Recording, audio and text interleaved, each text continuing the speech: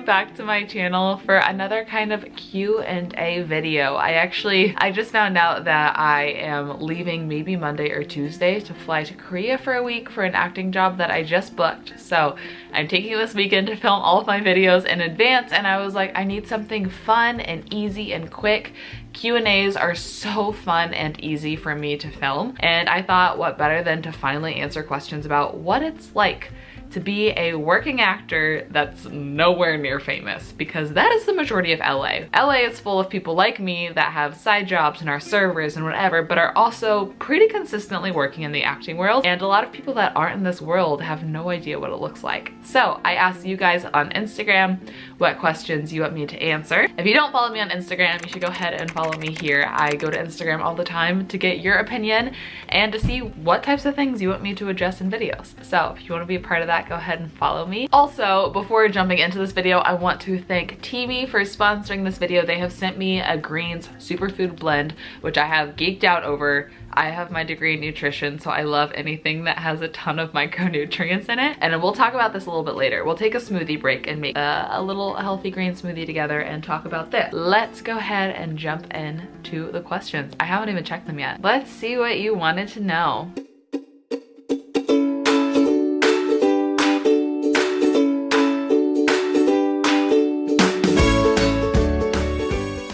I guess I should give a little backstory to my experience in the acting world as well, just so you know where I have come from. I signed with my first agencies when I was 9 years old. Also, I did do a video all about like the process of acting and submitting and auditions and everything like that a long time ago. I'll link that down below if you haven't seen it and you want to go and check it out. That is much more informative as to the process of acting. But when I was 9, I signed with my first agent. I signed with one agency that repped me across all divisions. So theatrical, which is TV, film, commercial, voiceover, print, all of that. And that's what I had for quite a while in Texas. They were based out of Austin. So I would drive to Austin for auditions 2-3 times a week. Then I moved to LA when I was 18. I have been here for about 4 years now, and I have a manager and I have several different agencies. So I have an agency that reps me theatrically for TV and film. I have one that represents me for hosting for things like YouTube and TASTEMADE. I have one that represents me primarily commercially, but also voiceover and print. Am I signed with them anywhere else? Commercial, voiceover, and print, I think, is the only things I'm signed with them for. And I have a manager that kind of oversees my whole career and communicates with my agents and me and everything like that. That's where I am now. One of the first questions is, do you have an agent? So yes, that's what I kind of explained. The way agencies work too is they are the ones that submit me for projects. So say, let's talk about the commercial world. Say if, let's pick a brand, Verizon. I have done a Verizon commercial, so let's go with Verizon. Say if Verizon wants a 18 to 24-year-old girl, they will send a casting notice out to agents, and agents will say, oh, I have this girl and this girl, they might be what you're looking for, and we'll send it in. And then the casting director will say, okay, bring in that first girl. I want to see her on Monday at 2 o'clock, and that first girl might be me. So then my agents will say, hey, Michelle, you need to be here Monday at 2 o'clock for your first audition with Verizon. So that's what they do. They also help you with all the legal things once you actually book something. And when something is a union project, this is like a typical contract. Contracts vary. When something is a union project, meaning it has gone through SAG, which is the Screen Actors Guild, those agents get 10% of what you make. When something is non-union, which most things nowadays are non-union, which is very frustrating, your agents get 20% of what you make. And on top of that, your manager gets 15% of every single job that you go out for, regardless if they submitted you for it or not, because they kind of help oversee your whole career. So usually something is non-union, meaning I end up giving 35% of my money to my reps, 20 to agents, 15 to manager. And then obviously there's taxes and things like that that have to come out of your paycheck as well. So at the end of the day, I actually keep a little less than half of what I make, but it's just part of it. How hard is it to get into the industry? Some people make it harder on themselves than others. I think that being successful in the acting world, a lot of it is being business smart. You have to have the talent, obviously, but I think a lot of people put a lot of focus on just going to classes and perfecting the craft. And in reality, you could be the best actor but not know how to get the business side of things done, and you will never, ever, ever book. So I actually don't really like acting classes. I don't feel like I get a lot out of them. I get a lot more learning out of actually experiencing and going to auditions and being like, this worked, why did this work, this didn't work, this felt good, this felt bad, what can I do next time to make this better? And in addition to that, I'm building relationships with those casting directors, and I'm getting seen by more people. I personally feel like if you focus on the business side of things, as long as you're a decent actor, it's not that hard to get into. But if you just focus on the art, which I know a lot of actors want to just focus on the art because that's what they enjoy, but that means nothing if you aren't getting indoors, you know? Someone said, how often do you go to auditions? It varies a lot. There are very, very busy seasons. There are very, very slow seasons. This past couple of weeks have been very busy. I have had 2 to 3 auditions a day, almost every weekday. So I would say that that's a more busy season. Slow seasons, you might only have 2 to 3 auditions a week. And when I lived in Texas, 2 to 3 auditions a week was pretty average, sometimes even 1 to 2. Living outside of LA, it's going to be quite a bit slower, or you're going to have to only do self-tape, meaning you have to tape your audition and send it in, which is a whole nother thing. In LA, I would say busy seasons, 2 to 3 a day, slow seasons, 2 to 3 a week. A lot of different people ask, what percentage of auditions do you think you book? And it's pretty different. Like commercial, I book a lot more commercially than theatrically. I don't know if I'm just better at it, but I also know that they do see less people for commercial. On an average commercial, they'll maybe see 30 people in the room. They'll send out a thing, they'll see maybe 1,000 profiles, they'll pick 30 people to come into the room, and then they'll cast 1. Whereas for a theatrical audition, so that being said, you technically have a 1 in 30 chance of each audition being booked. For a theatrical audition, they might request tapes from 200-300 people for a role, meaning you have a 1 in like 200 chance of booking the role. I would say I book probably, lately my commercial callback rate has been pretty high. I would maybe say I book 1 out of every 12 commercial auditions I go to. I don't know how accurate that is. I'm sure my agents that are watching this have the real stats on that, but commercially has been easier for me, and I don't know why. Theatrically is hard. Theatrically is just, it's so hard to book. They see so many people. So all in all, out of all the auditions I go to a week, I would say maybe I book 1 out of every 20 to 30 auditions I go to, when you count theatrical and print and voiceover and commercial and hosting and all the different things I do. I don't know, is that true, agents? Comment down below. A lot of people wanted to know, how much do things get paid? It varies so much. When something is a union job, it pays way better than non-union, but unfortunately, most jobs are non-union, because for every actor that says, no, I'll only work on a union set, there's 20 actors that say, I don't care what you pay me, I'll just work. I never work for less than $750 day rate, meaning $750 a day. If you think about that, after commissions and taxes and everything, I'm really only taking home about $300, and all of the work that goes into booking something. There's so much work that goes into booking something. You go to multiple auditions, they're an hour drive each way, an hour at an audition. So you put like 10 hours into even booking a job, and then you have like a minimum of a 12-hour day on set. So $300 might sound like a lot of money. $750, take home $300, $350, but it's really not in the acting world.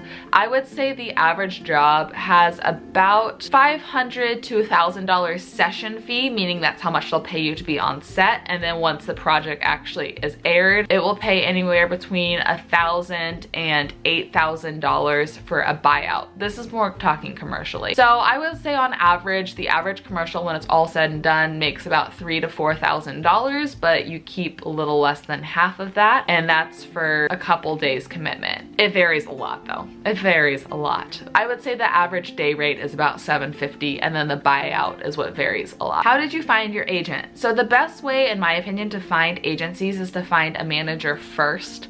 Once you find a good manager, they will have agents that they really like and that they work with and they have a good relationship with, and they will be the ones to get you in the room. That is very beneficial. Plus, you know that they already work well together, and that's kind kind of one of the manager's jobs, is to help you build those other business relationships.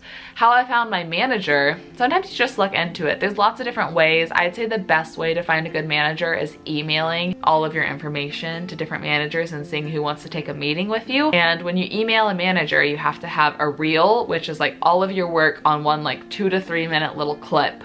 Your resume, your headshots, everything you've ever worked on, a little bit of information about yourself. So if you don't have a reel, you have to go work on crappy little student films and things like that to have at least some footage to be able to send over to them, so that they at least know that you can act and that you've been comfortable on set and that you at least kind of understand the world and you're not completely green. That's how to get reps. That's a whole deep topic though. We could do a dedicated video on that. I just don't know how interested people would be in that. A lot of people wants to know how it works with my other jobs, like my serving job. Like, how am I just going to Korea at the drop of a hat next week?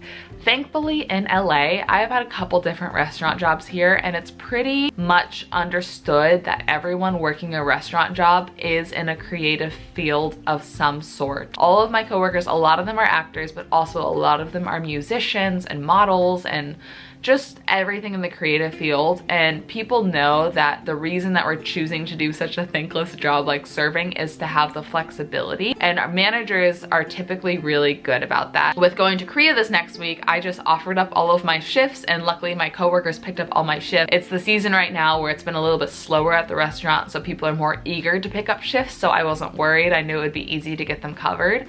But also in seasons past, I have booked things that was in a very, very busy season of the restaurant, or we were understaffed and it was hard to get my shift covered. I have quite literally paid someone $300 to pick up my shift. But if you think about it, this commercial pays $4,000 or $5,000, so I'm gonna take home like $2,500. So paying someone $300 to be able to make sure I can go there is well worth it. I'm still profiting $2,200. So you just gotta kind of like think about it that way. I always have to tell myself priorities. The restaurant is not my priority at all. My priority is furthering my career. So even if I can't get the shift covered, and worst case scenario, I'm fired, I can find another restaurant job. And I know that that wouldn't happen because I'm a very, very hard worker, and my restaurant, I think, appreciates that, and so they're more willing to work around me. So I think it's your responsibility to get your shift covered. Worst case scenario, if you can't, normally they're pretty understanding, but at the end of the day, you just have to have priorities, and you have to be like,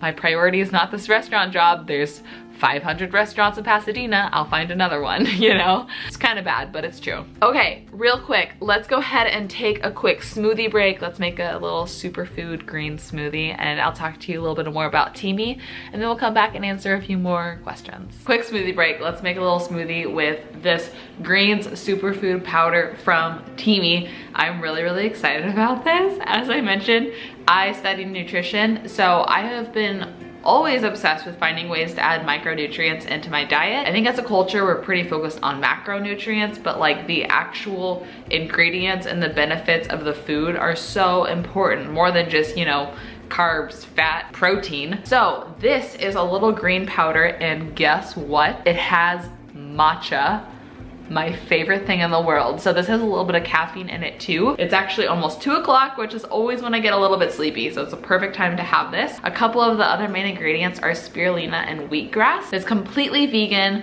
completely GMO-free, gluten-free, dairy-free, soy-free. There are no additives, fillers, artificial colors. The ingredients are mostly wheatgrass, chlorophyll, spirulina, spinach, broccoli, kale, kelp, rocket leaf, parsley, celery, grape, dandelion, matcha, acai. There's so many different things in here. Wow, there's actually some protein in it. Interesting. I didn't even realize that at first. If you're a total boss babe, you could have this in water. I like it in a smoothie a little bit better. So let's go ahead and make a really quick green smoothie and get back to our video.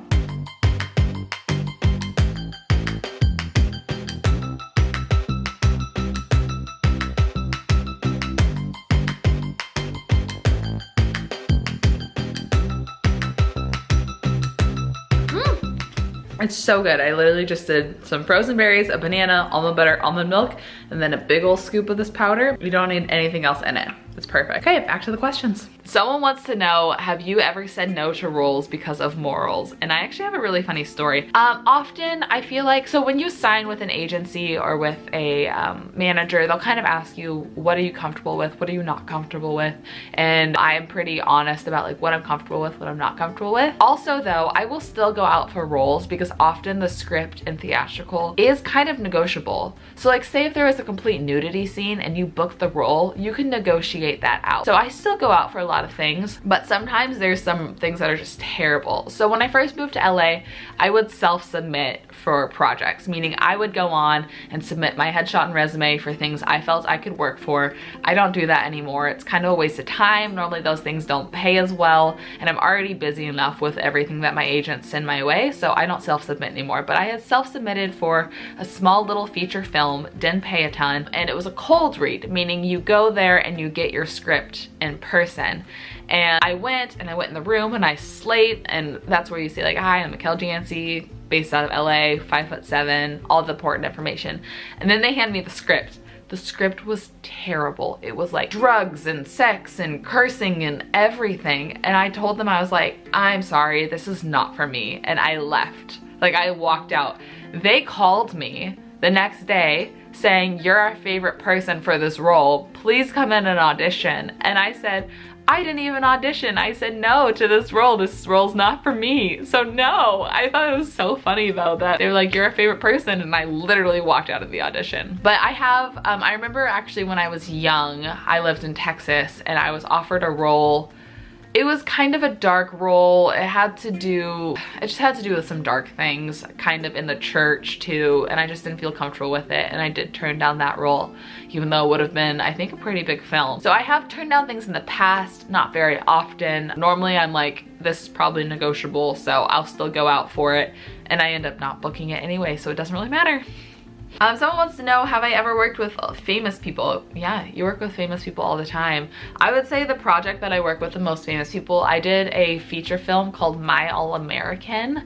It was like a football film. I was 17 or 18 when I did it. It was in theaters and then it was on Netflix. I was actually the lead's sister, but they cut out most of the family scenes, which is another thing that happens. They'll just cut out your scenes and you're like, cool. Now I'm basically not in this movie. But in that film, my brother was Finn Wittrock, who he's gotten to be pretty famous after that. I don't even know what all he's done, but I think he was on like American Horror Story and he's been doing pretty well. And one of the leads in that film was Aaron Eckhart, which he's pretty famous. The lady that played my mom was Robin Tooney. She was in Jailbreak and what's that Mind TV show? The Mentalist. She was in The Mentalist, like one of the leads in that. So she's pretty famous as well. She was so sweet too. She would take me to coffee and she was very encouraging. She told me I moved to LA when I was 18 and I didn't book my first big role till I was in like my late 30s, and so that was always good to hear. So yeah, you work with famous people all the time. I don't get starstruck. I never have. I was even a personal assistant for a very famous person. And the reason I got the job is because I literally didn't know who he was, because I just don't really care. To me, famous people are just people that are further along in their career than me. And so sometimes I kind of look at them like, dang, what did you do that I'm not doing? Instead of like all starstruck and like, wow, you're awesome. I'm like, tell me your secrets. Someone said, do you pay your agent or just when you book? There's a lot of scam agents out there. If any agency makes you pay up front, it is a scam. They make me so mad that they even exist. They're just like trying to profit off of people that have never been in this industry before. You only pay your representatives a percentage of what they get you. It's all commission based. Never pay an agent flat money for not doing anything. Someone wants to know, do I ever get recognized on the street? It's funny. I get recognized for TASTEMADE, and I've been recognized actually for YouTube probably like 4 or 5 times now, which is not a lot, but I do get recognized for TASTEMADE quite a bit, and it's always when I'm serving tables, and I get so embarrassed. I'm not like embarrassed to be a server, but it's just like kind of weird because people are like, oh my gosh, are you the pretty healthy girl? I love your show. And I'm like, yeah, this is my less cool job. Can I get you some water?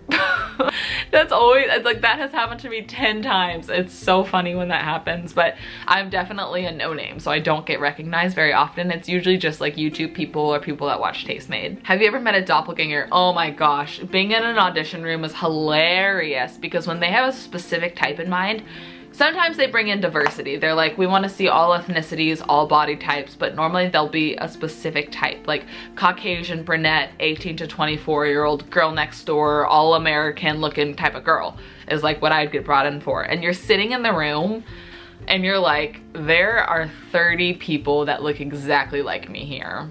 I am so replaceable. It's very humbling because you're like, they could just blindly pick any of these people and we would literally look the exact same on screen, you know? How can you handle rejection and stay positive? Acting is rejection. If you can't handle rejection, it's not a good field for you. You are literally willingly putting your heart and soul and your money and your hours into standing in front of a room of strangers to let them critique you and then let them tell you no. So you just gotta like completely mentally detach. I think of it as something fun, as a challenge of like, you wake up one morning and you're given a script and you have 2 hours to learn it and to be at a new place, and it's just exciting. If you do it for the excitement and the exhilaration and the love of the process, you'll be fine. If you are too self-critical or self-conscious, or you just want to succeed, you probably won't last in the acting world. And I think that's why a lot of actors give up, move back home, become sad. I don't know. It can be a difficult career for your mental state. You just have to detach. You have to say, whatever. And it's funny, when you walk, I have noticed, I've had people tell me this, when you walk into the room and you just like literally open the door and go, screw it, here I go, I don't care what happened, you do so much better and you book. It's weird. As soon as you care, you get nervous and you overthink things and you don't do as well and then you don't book. So it's interesting. I went off on a tangent there. Someone wants to know, do you ever watch something that you auditioned for but didn't get the part? Specifically thinking about Nancy Drew. If you don't know me, Nancy Drew has been my dream role for forever, and I went out for the role, but then they were only casting during my honeymoon, so I couldn't go in the room, and then it was cast to someone else. I haven't watched it. I think that that's like stalking. I feel like that's like being dumped and then stalking your ex's Instagram. Like, why do that to yourself? So I just haven't watched Nancy Drew. Am I curious? Yeah, but I'm not gonna put myself through that because I care too much. I just talked about not caring, but Nancy Drew is the only thing that I've cared about because it's been my dream for so long. How often do you get booked, and is it enough to be your primary income? No. I've had some months that are crazy, like last November, so exactly a year ago, I think I booked 5 national commercials. So I think in that month, I brought in like $15,000 in a month, which was crazy. But then I didn't book anything else for like 6 months. So it's so unpredictable. It's so unpredictable. You can't really live off of it unless you book something union and you get really good residual, or if you book a recurring on a TV show or a feature film that did really, really well and you get residuals from that. Residuals are when you get paid every time it's viewed. Whereas nowadays, when things are non-union, they're buyouts. So they'll say, we're gonna buy this for a year and we'll pay you $5,000 to use this for a year. Whereas back in the good old days, if you got residuals for a year, that could be like $50,000, $60,000. But nowadays you're getting $5,000, $6,000. The acting world is actually making way less money nowadays, which is pretty sad. Is it sometimes stressful to learn your lines quickly? That is actually weirdly one of my strengths. I'm really good about, I think I have a slightly photographic memory. I have to have a physical piece of paper. I can't learn lines off a screen. But if I have a physical piece of paper, I read through it twice and I pretty much got it because I can see it on the page in my mind. So for me, it's not stressful. For a lot of people, it is stressful, I think. A lot of people, I think, go in holding their lines. I don't need to do that. Sometimes if I just got the script, I'll put it on the floor so that at least I know it's there, and if I have to like glance down and see them on the floor, I got it. But for me, I love memorizing, and it's weirdly one of my talents, so it's not hard for me. There's a lot of good questions in here. I'm pretty impressed. Ooh, here's a juicy one. People have wanted to know if casting directors have ever made indecent propositions. I've never had a real casting couch experience, thank goodness. I think that that's kind of, I mean, I'm sure it happens, but I think that that's a myth that it happens more than it actually does. It's a very professional environment most of the time, so I've never really experienced anything like that. I did have a weird experience where I was flown out to Texas to do a callback for this TV show that never ended up happening, and it was all around weird. The guy never let me go to the actual audition. He was like, I need to get to know you first, and like took me to dinner, and then when I told him I needed to go upstairs and learn my lines, he got got all weird and told me I couldn't audition anymore. So I was like, this is all weird.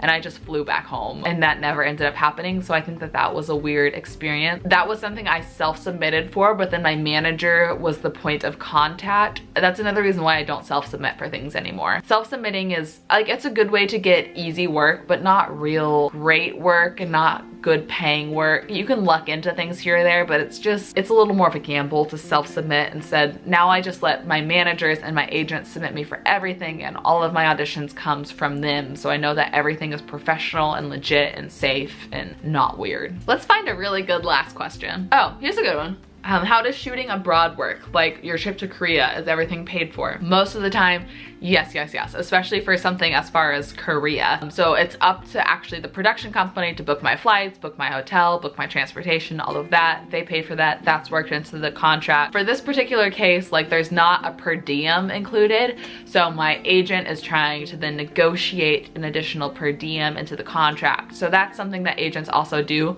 Most agencies and managers have legal experience, so they're really good at negotiations and reading contracts and all of that. Occasionally for like TV, film, say if they're shooting a TV show in New Orleans, they'll be looking for local hire only. So they'll be trying to cast people out of New Orleans. But if you really want the role, you can say, I'm willing to work as local hire, meaning maybe you have friends and family in the area, or maybe you're just willing to pay for a hotel. So it would be up to you to get there and to stay in the hotel and to pretend to be local for that job. And that's kind of up to you if you want to even submit to things that are cast as local hire outside of where you live. I told my agencies I'm willing to be local hire in New Orleans because I have family there, and New York because I have friends there. So I'm willing to be local hire places that I have friends and family that I can stay with, because at the end of the day, the flight is just a percentage of what I'll be making. So that's kind of up to you. That's more rare. Normally, like if they cast out of LA and it films somewhere else, they will pay for your travel and your hotel and things like that. Wow, there's so many good questions. If you ever want a part 2,